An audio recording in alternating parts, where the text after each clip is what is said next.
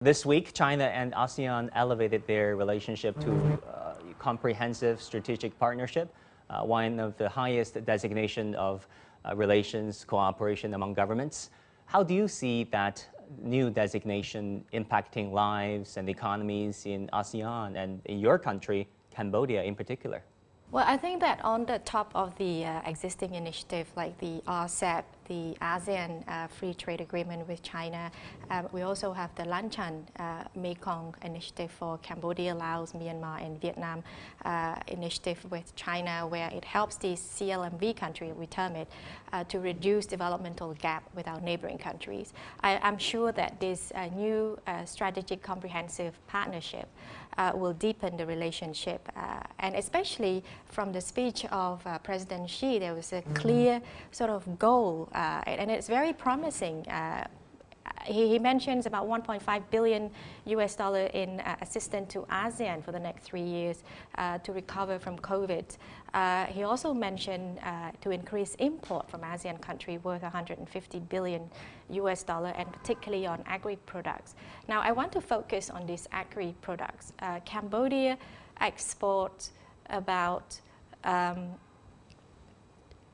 we export to China about 1.2 billion, mostly in agricultural product, but we import about $7 billion from China.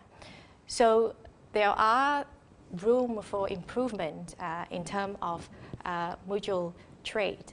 But I think in terms of agri-product, and if that is what President Xi mentions, increasing import from ASEAN, focusing on agri-product, I think this is where the opportunity lies for Cambodia, because we have 60% of our people in the farming sector. Cambodia have still a lot of land that has been not yet exploited, and therefore we believe that we can fill that gap with agri-products. And I do believe that China is also looking for reliable suppliers of food. Indeed, agricultural cooperation can be crucial. Also, we know that Cambodia joined the Belt and Road Initiative since its inception. What do you make of this initiative, the Belt and Road Initiative?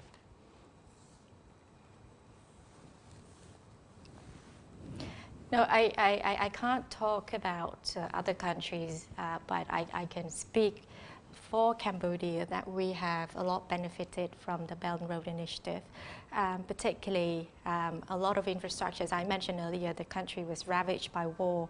A lot of our basic infrastructure was destroyed. And so with this Belt and Road Initiative, we were able to rebuild roads and bridges. And recently, through the BRI, we are able to we are going to have our first highway from Phnom Penh to Sihanoukville. That is to the great benefit for Cambodia, because Sihanoukville is a port city, and we need that connectivity to improve our logistic costs and of course trade. So definitely this is something that we have also benefited a lot.